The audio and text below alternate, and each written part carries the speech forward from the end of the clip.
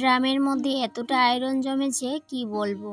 আয়রনে একদম জলটা লাল হয়েছিল। তো ভাবলাম আজকে জল আসার সাথে সাথেই ড্রামটাকে পরিষ্কার করে নেব।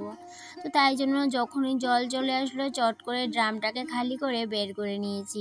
অনেক কাজকর্ম করা হবে, সেই সাথে তোমাদের সাথে অনেক আড্ডা আলাপ আলোচনা হবে। তার আগে নিজের পরিচয়টা দিয়ে দিই।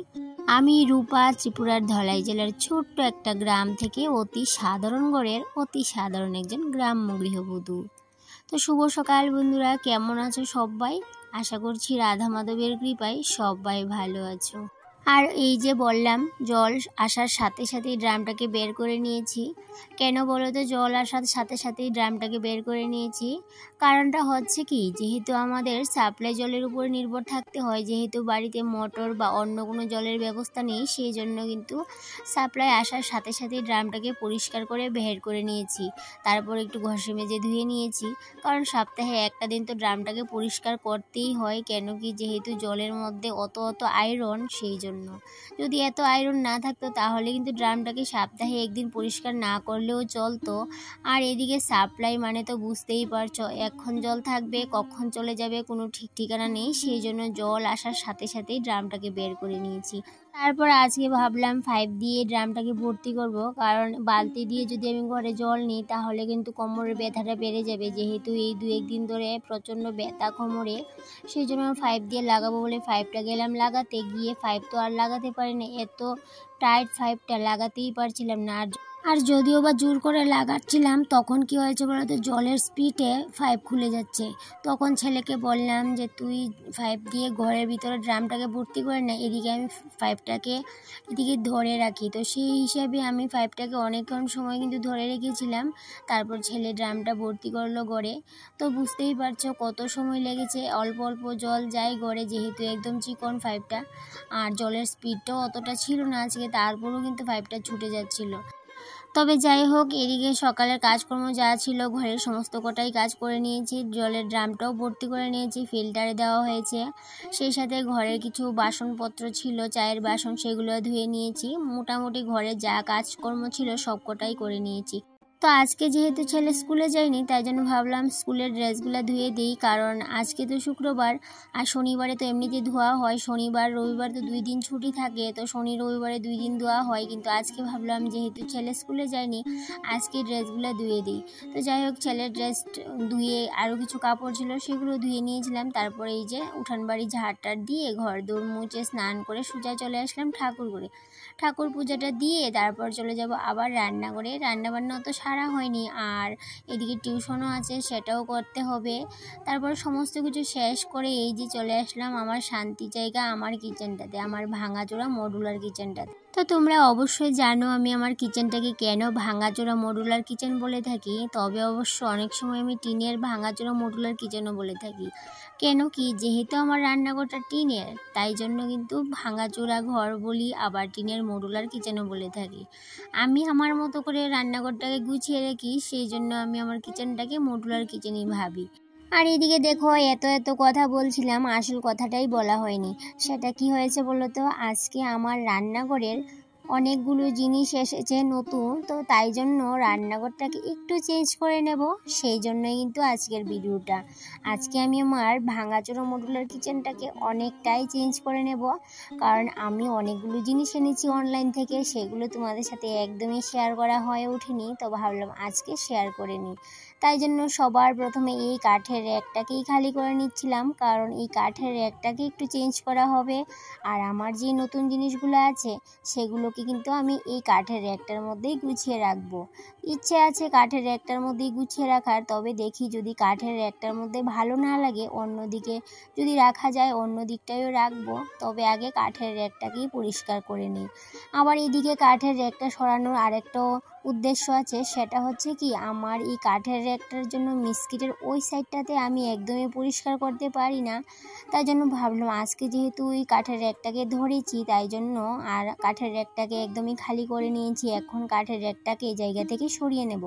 এদিকে মিস্কিটার সাইডটাও ভালো করে পরিষ্কার করতে পারছিলাম না, কয়েকদিন ধরে ভাবছিলাম মিস্কিটটাকে সরিয়ে পরিষ্কার করব, কিন্তু আজকে ভাবলাম না, আজকে আর মিস্কিটটাকে সরাতে যাব না, কারণ একটু সময়ের শর্ট আছে, সেই জন্য ভাবলাম মিস্কিটের ওই সাইডটাতে একটু তেল চিটচিটে ভাব আছে, সেই তেল চিটচিট ভাবটাকে একটু পরিষ্কার করতে হবে। সেই সাথে তোমরা আরেকটা জিনিস খেয়াল করলেও দেখতে পাবে যে আমি কিছুদিন আগে এই ওয়ালটার মধ্যে পত্রিকা লাগিয়েছিলাম আঠা দিয়ে, সেই পত্রিকাগুলোকে না আরশোলা না কি জানি একদম খেয়ে একদম নষ্ট করে দিয়েছে, বিশ্রী বিশ্রী একটা ভাব করে দিয়েছে। তো যাই হোক, এখন ভাবছি আবার নিচের সাইডটাতে পত্রিকা কিছুটা লাগিয়ে দেব, কারণ অনেকটাই বিশ্রী লাগছিল। তবে ফ্রিজের পিছনের সাইডটাতেও কিন্তু পত্রিকা লাগানো হয়নি, তবে ভাবছিলাম এই নিচের সাইডটাতে আবার নতুন করে লাগিয়ে নেব, আর ফ্রিজের সাইডটাতেও লাগিয়ে নেব। যেহেতু আমার এদিকের ওয়ালটা একদমই সিমেন্ট দিয়ে প্লাস্টার করা হয়নি, তাই জন্যই কিন্তু আমি পত্রিকা দিয়েছিলাম। আরও একটা প্ল্যান ছিল অন্য একটা জিনিস করার, ডেকোরেশন করার, তবে সেই ডেকোরেশনটা আর এখনও করা হয়। আর এদিকে দেখো, যেহেতু এই সাইডটাতে তেল চিটচিটে একটা ভাব হয়েছে, সেই জন্য না জলের সাথে একটু সার্ফ বেশি করে গুলে নিয়েছিলাম, কারণ এতটা তেল চিটচিটে ভাব হয়েছে, সেটাকে যদি আমি সার্ফের জল দিয়ে না পরিষ্কার করি একদমই পরিষ্কার হবে না, তাই জন্য একটু বেশি করে সার্ফটা গুলে নিয়েছি। সেই সাথে মিস্কিটের নিচের সাইডটাতেও কিন্তু একটা তেল চিটচিটে ভাব হয়ে রয়েছে, কারণ রান্নাঘর তো, রান্নাঘরে কিন্তু এই তেল চিটচিটে ভাবটা কিন্তু লেগেই থাকে। তবে যদি প্রত্যেক দিন রান্না করার পর সমস্ত কিছু পরিষ্কার করে নেওয়া যায়, তবে এই তেল চিটচিটে ভাবটা কিন্তু আর একটু আঠা আঠা ভাবের মতো সেটা কিন্তু আর হয় না। কিন্তু যেহেতু মিস্কিটের নিচে সাইডে সেই সমস্ত জায়গাগুলো প্রতিদিন আর পরিষ্কার করতে পারি না, তাই জন্য একটু আঠা আঠার মতো হয়ে আছে। তো যাই হোক, আজকে ভালো করেই কিন্তু মুছে নিয়েছি, একবার মিস্কিটের নিচ থেকে ধরে সাইডে সমস্ত কিছু পরিষ্কার করে নিয়েছি। তবে আরেকটু কাজ আছে, সেটা হচ্ছে পুরো মিস্কিটটা একদিন ছড়াতে হবে, তারপরে পিছনের সাইডটাও কিন্তু একটু ভালো করে পরিষ্কার করতে হবে, কারণ পিছনের সাইডটাতেও একটু তেল চিটচিটে ভাব আছে, সেগুলো পরিষ্কার করতে হবে। এদিকে তোমরা ভাবতেই পারো যে স্নান টান করে আবার রান্নাঘরে এইসব কাজ করছে, তবে আমি রান্নাঘরের কাজ করার জন্য কোনো টাইম টেবল কোনো কিছুই মানি না। আমার যখন ইচ্ছা করে আমি তখনই কিন্তু রান্নাঘর পরিষ্কার করা শুরু করে দিই, সেটা আমার কোনো টাইম নেই, যে টাইম ধরা বাঁধা নেই যে এখন করতে হবে, সন্ধ্যার সময় করতে হবে, সকালে করতে হবে, দুপুরে করতে হবে। তবে আমি যখনই সময় পাই সময়ের মধ্যে কিন্তু কাজগুলো করে নিতে চেষ্টা করি। তাই জন্য আজকে তো সকালে সময় পাইনি, সকালেও সময় পাইনি যেহেতু, তাই জন্য ওই যে স্নান টান করে রান্নাবান্না করে সমস্ত কাজবাজ শেষ করি রান্নাঘরের কাজটাতে ধরলাম। আর এদিকে দেখো, এই র্যাকটাকে তো জানোই 2 দিন পর পর মুছতে হয়, না হলে তো ধুলো একদম সাদা হয়ে থাকে।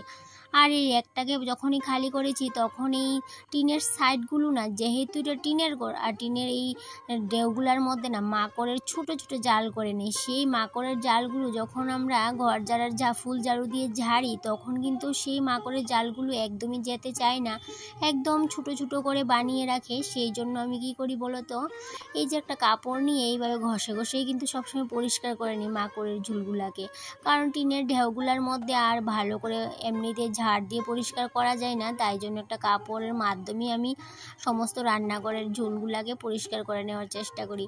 তবে উপরের যে টিনের ঢেউগুলো আছে উপরের সাইডে, সেগুলো তো আর হাত দিয়ে লাগ পাই না, তাই জন্য কিন্তু ওই বাঁশের মধ্যে কাপড় বেঁধে তারপর করে নিতে হয়।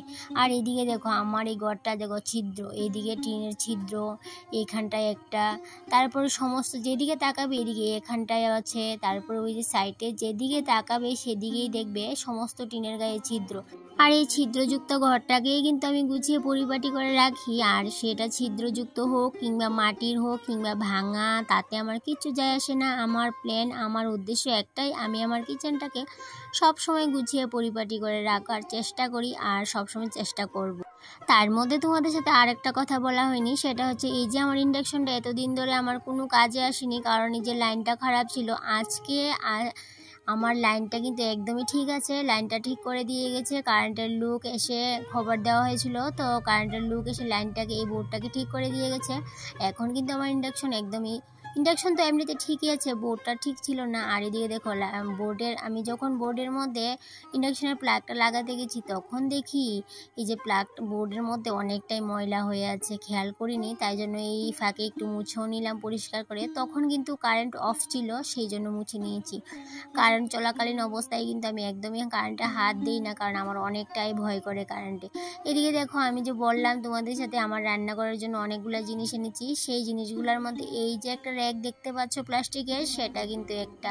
তবে আরও আছে, এটা তো প্রথম, এটা আমি দেখিনি, তারপরে বাকিগুলো দেখিয়ে নেব। এই যে র্যাকটা আমি নিয়েছি, এই র্যাকটা নিয়েছি বেশ কয়েকদিন হয়েছে, কিন্তু তোমাদের সাথে শেয়ার করা হয়নি, যেহেতু আমি রান্নাঘরে এটাকে আনিনি তাই জন্য শেয়ার করা হয়নি। এনেছি তো ঘরে রেখে দিয়েছি আর নামানো হয়নি, ভাবলাম যেদিনই আমি রান্নাঘরে এটা নিয়ে আসবো সেদিনই তোমাদের সাথে শেয়ার করব। তো নিয়ে আসলাম, তো অনেক ভাবছিলাম অনেক দিন ধরে যে এই র্যাকটাকে কোথায় রাখবো, তবে এখনও অবধি কিন্তু সঠিক সিদ্ধান্তটা নিতে পারিনি যে কোথায় রাখবো। তারপর কি করব, এই যে র্যাকটা, কাঠের র্যাকটা, ইন্ডাকশন যে রাখা হয় সেই র্যাকটার উপরে আমি যে আগের বক্সটা ছিল, যেগুলো আমি স্প্যাচুলার, তারপরে আমার রান্নাঘরে কিছু টুকিটাকি জিনিস আছে সেগুলো রাখতাম, ওই বক্সটা সরিয়ে নিয়েছি আর কাপ রাখার ট্রেটাও সরিয়ে নিয়েছি, তারপরে এই জায়গাটাই রেখে দিয়েছি। আর এদিকে দেখো, এই যে আরেকটা জিনিস, এই দুটো জিনিস আজকে এসেছে, তো ভালোই হয়েছে, তোমাদের সাথে আজকেই শেয়ার করে নিতে পেরেছি। তো তাই জন্য ভাবলাম এই দুটো ফ্লাওয়ার যে আর্টিফিশিয়াল ফ্লাওয়ার, তো এই ফ্লাওয়ারগুলোকে কোথায় রাখা যায় অনেকক্ষণ ধরে ভাবছিলাম। তারপর আমি র্যাকের উপরে কাপের সাইডে একটা রাখলাম, তারপরে ওই নিচের র্যাকের নিচটাতে একটা রাখলাম। তো তারপর আজকে আবার কি প্ল্যান হলো বলো তো, যে এতদিন তো আমি ফ্রিজের উপরে কোনো কাপড় দিইনি, যেহেতু ফ্রিজটা একটু ঘাম ছিল অনেক দিন ধরে, তো আজকে ভাবলাম না, নতুন আরেকটা কাপড় দিয়ে দিই ফ্রিজের উপর, কারণ আমি ফ্রিজের জন্য এই কাপড়টা রেখেছিলাম। তারপর আবার কি হয়েছে বলো তো, আবার মনটা চেঞ্জ হয়ে গেছে, তখন আমি ওই আর্টিফিশিয়াল ফ্লাওয়ারটা ওইখান থেকে নিয়ে আসলাম, নিয়ে এসে ফ্রিজের উপরে রাখলাম।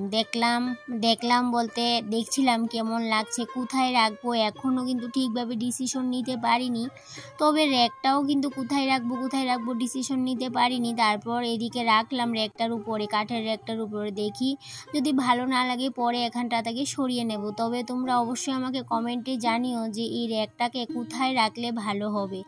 আমি এখনও সঠিক সিদ্ধান্ত নিতে পারিনি, তবে আমি পরে এমনিতেই রাখলাম এই জায়গাটাতে, দেখি পরে কোথায় রাখা যায়। তারপর দেখো, এই ফ্লাওয়ারটা আমি এখান থেকে সরাইনি, এখানটায় মনে হচ্ছে ভালো লাগছে, তারপর ওই নিচের ফ্লাওয়ারটাকে সরিয়ে আমি ফ্রিজের উপর নিয়ে গেছি, আর নিচে যে আগের যে পুরনো ফ্লাওয়ারগুলো আর্টিফিশিয়াল টপগুলো ছিল সেটি ওখানটায় রেখে দিয়েছি, আর এখান থেকে তো ট্রেটা সরিয়ে নিয়েছি দেখতেই পেলে।